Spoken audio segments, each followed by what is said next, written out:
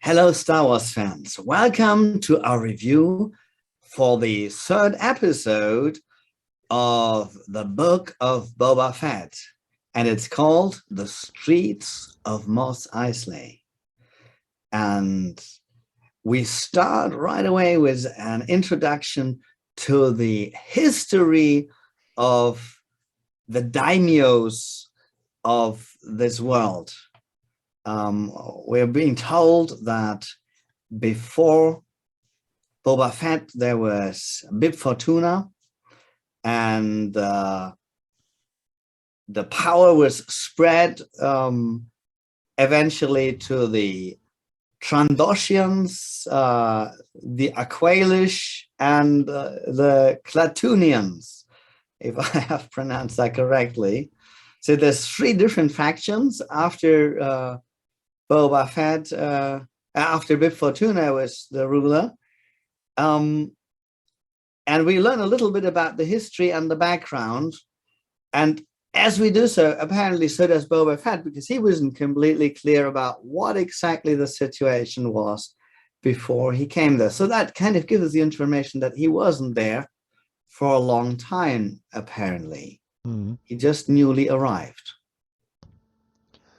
Yeah, and after that introduction, a man appeared who subtly started to tell him that it was that water dealer, water trader, and who told him that nobody has respect for Boba, and that set him a little bit up. Yeah, that upset him quite a bit, and he's actually pretty calm when this guy talks and says, "Oh, most respectfully, nobody respects you." Yeah, pretty weird. Mm-hmm.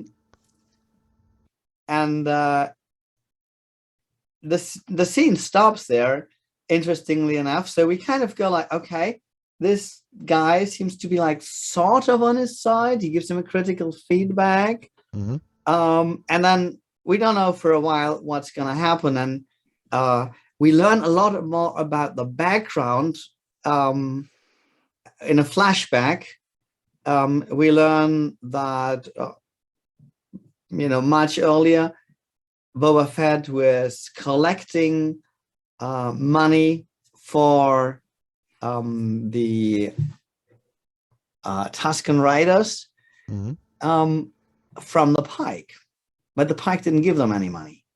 They said, here are some other groups, some other raiders, and we've seen their symbol before. They're not the nicest guys in the world, clearly.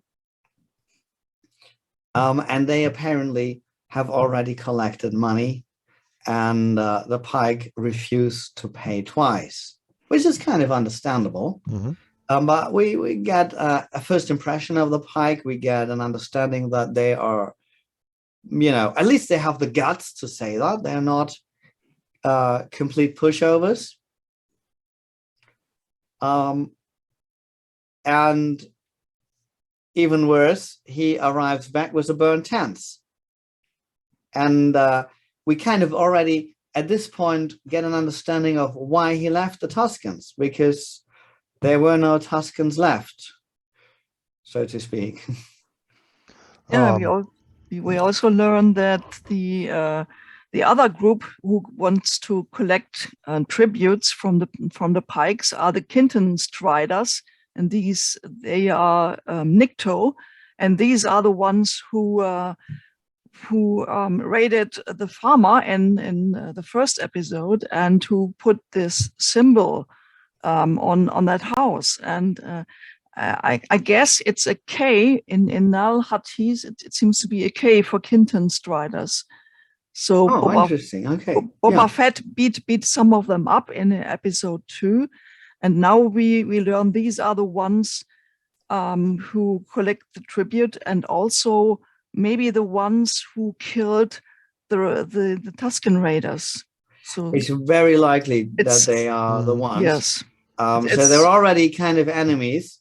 And you can argue who started the whole thing, but they are certainly not the good guys. That's pretty sure. And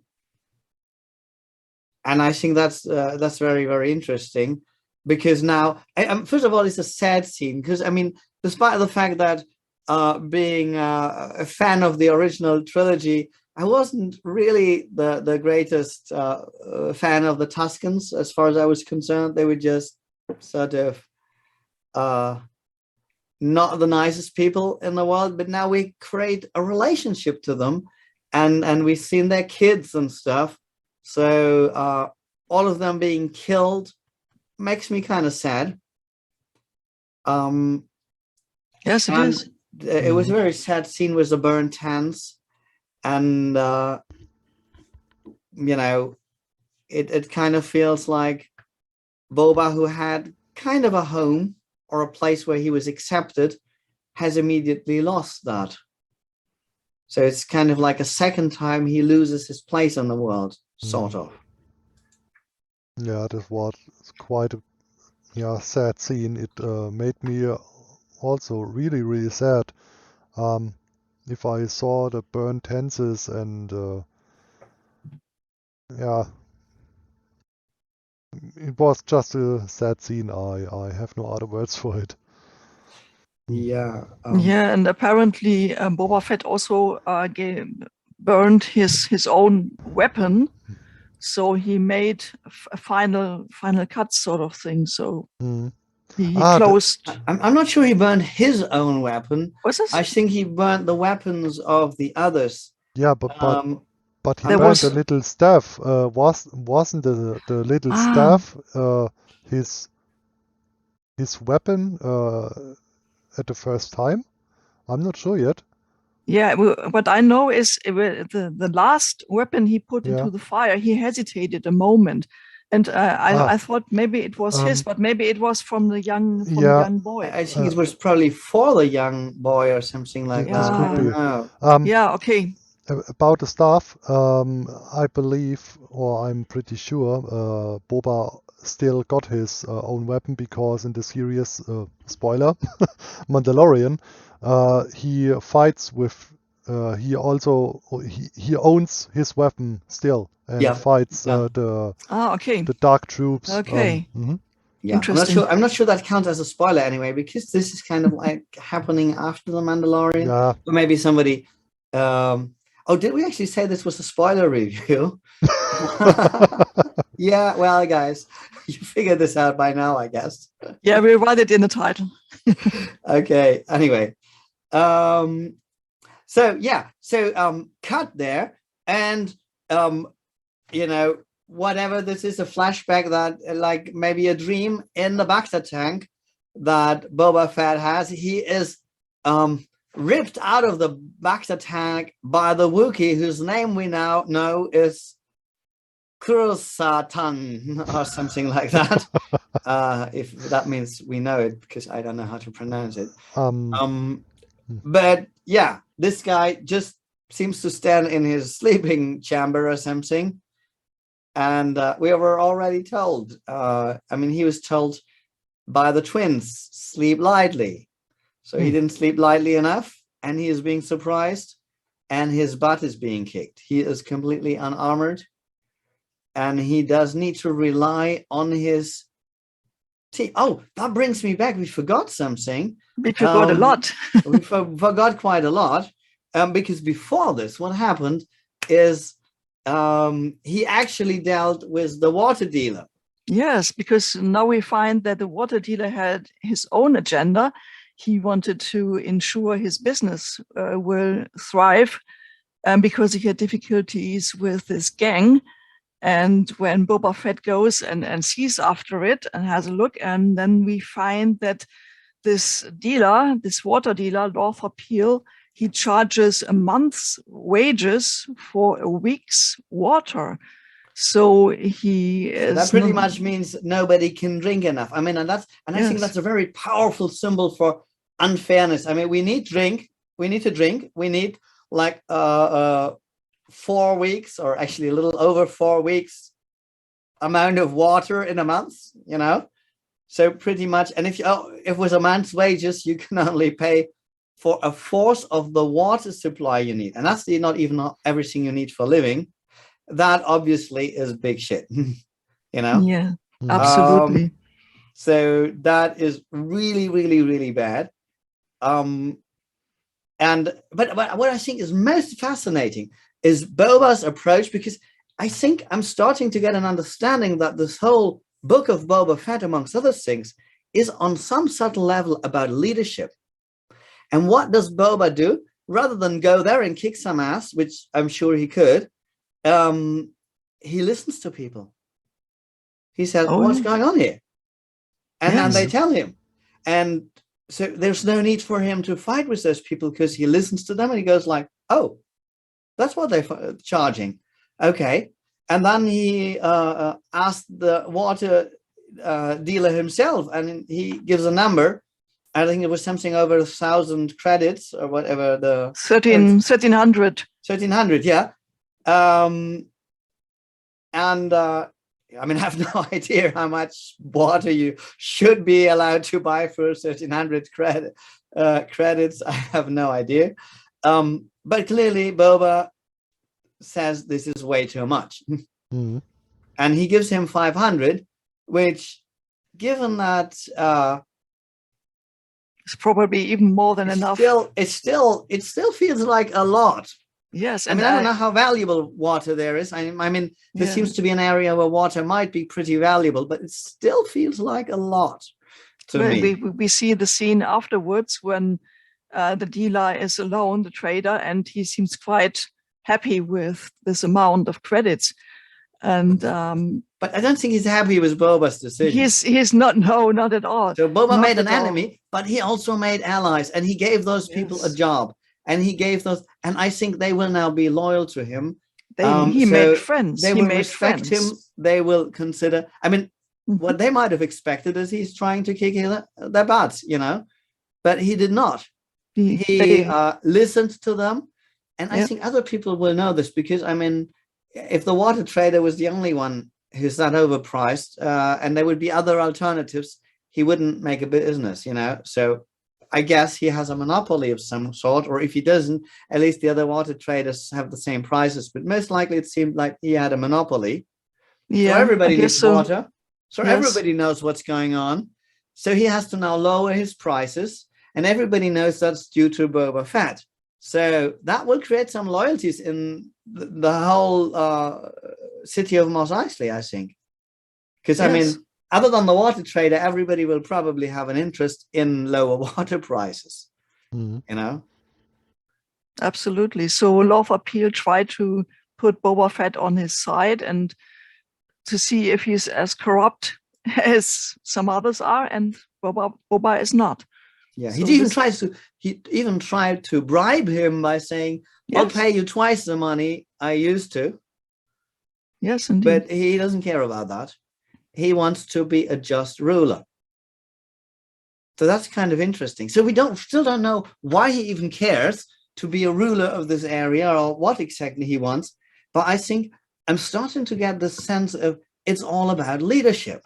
Yes, we learn a lot about leadership. And I think if our viewers would be interested, we might actually analyze Boba Fett's leadership style in an extra video. I think that might be very interesting to do. Yeah, absolutely. Also, they make quite a point of water, because Tatooine is a planet of dunes and sand and desert, and Boba says, I grew no spice. up and spice, and Boba said, no I grew up surrounded by water. So he has different understanding of what water is not something that he feels should be paid a lot for. Yes. So indeed. He's made these people his allies, his friends, his employees, I guess a little bit of all of this. Most likely, if they're not complete a-holes, they will be somewhat loyal. And they didn't seem like just a gang of criminals. They were just they wanted fairness. So I mean, we don't know how loyal they are, but I would bet they're probably pretty loyal to him. And so going back to the scene that we actually talked about was the Wookie attack. now he has a couple of people who defend him. And Yes. I think under these circumstances, being pretty much naked, I mean, he's a cool fighter, I think, but against a Wookiee, unarmed, you know, that would have been tough. I mean, he gets to some weapons which are lying around, but still. He's no match. No, he's no match against a fully armed, fully enraged or whatever Wookiee. Yeah. And by the way, play that weird chess game with him, so I don't know why the Wookiee's so upset. But I think he's just paid.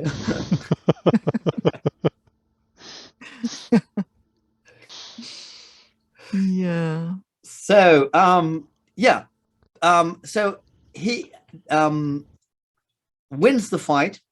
The Wookiee goes into this place where there is still, but only for a short time, no Rancor. Mhm. In the dungeon. The dungeon. Yeah, the dungeon. And here's something weird happens that I was so astonished about. So the twins eventually apologize. Maybe they were so impressed that the Wookiee was defeated. I do not know, but much more likely they just want to be. I actually thought they probably are honest, even though I don't trust them as far. I wouldn't trust them any further than I can throw them, and they are big and ugly and heavy. So and probably slippery and slimy. So throwing them will be challenging. Anyway, so they said they want to be out of the game because there's some other party. And that's, we pretty soon find out, apparently the Pikes. So that's interesting. Yes, and it is also the mayor, Mork Shais, who first profited financially by Bib Fortuna's reign, and then it was apparently him who promised the territory to some third party, to the Pikes. Yes. Yeah, and he clearly wants Boba Fett out of there. Which reminds me, there was also this weird scene where the Major Domo flees, where he wants to actually speak to the mayor. But before that, two other interesting things happen. Now, not only do the twins apologize, and I mean, they could just have gone, they could have just gone away and said, okay, we leave the territory. We don't want to have trouble with the Pikes. But I think on some level, they must have been impressed with Boba Fett because they want to appease him. They actually make him a present. And I do not know what the market value of a Rancor is, but it seems to me quite a rare beast. So they present the Rancor to him with a trainer.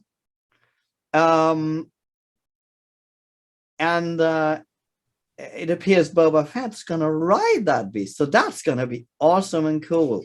Mm-hmm. I mean, can you imagine that? I mean, like, he did not want to be carried around on one of those, what they call, like the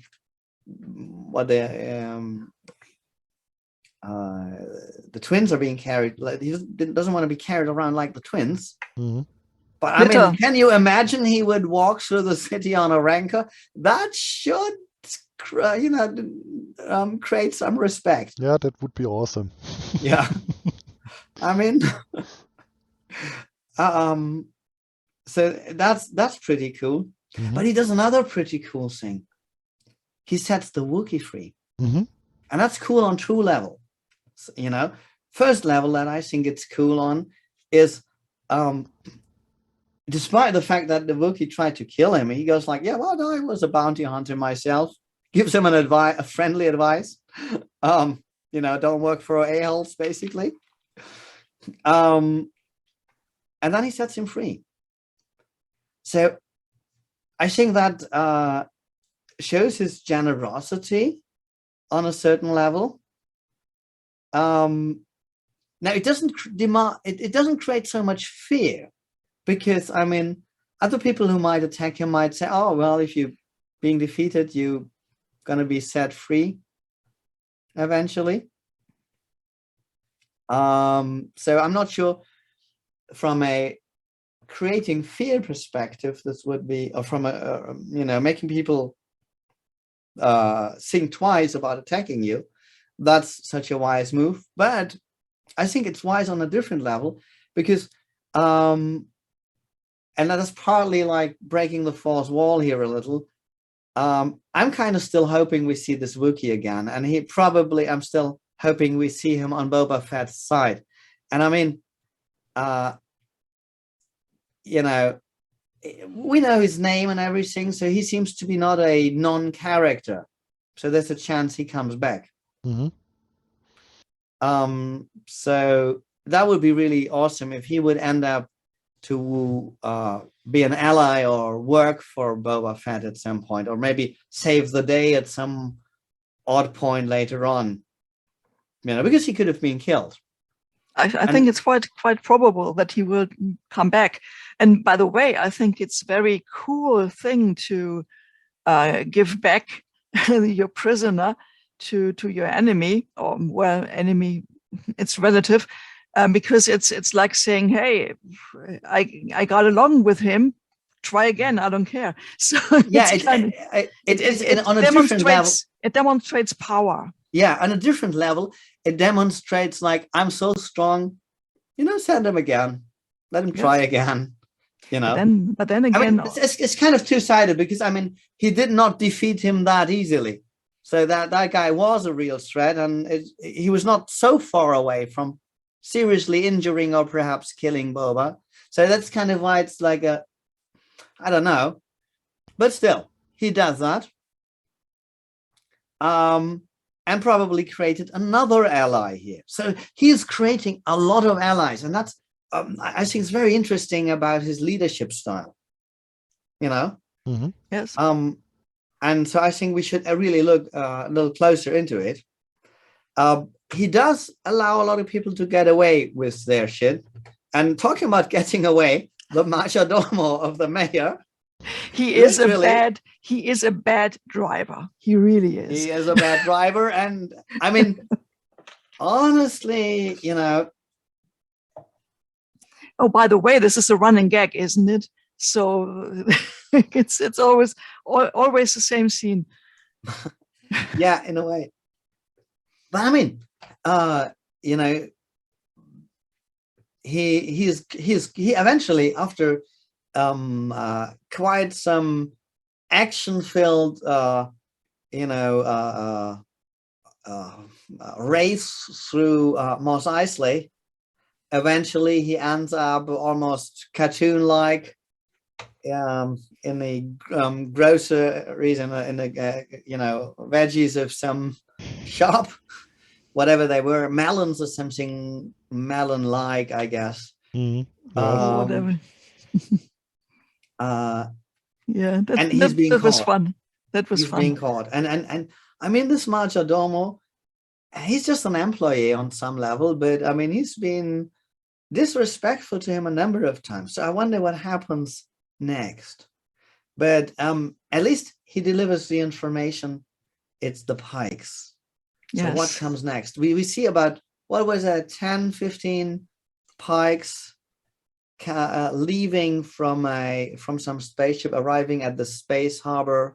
Yes, and they want war, so we are told. Yeah. So what's their deal? By the way, I loved these. I really liked this public phone box that the one guy of the gang used. It was quite funny, I think. Public phone box? I didn't remember this. This one of the gang of the youth. They stopped the majordomo after all, and then he made a phone call home. So 3-dimensional holographic phone box thingy. I like this. So okay. it really looked like a phone box. It was funny. Okay, maybe I yes, they have public phone boxes again in the future. I'm sure they do. Yes. Oh, by the way, I also liked the motorbikes of the gang. So quite colorful. They were quite colorful. Yeah, they were quite colorful. And maybe an alternative to the more classical style speeders that we've seen already. Yes. That this other gang tends to use. And they seem to be more agile.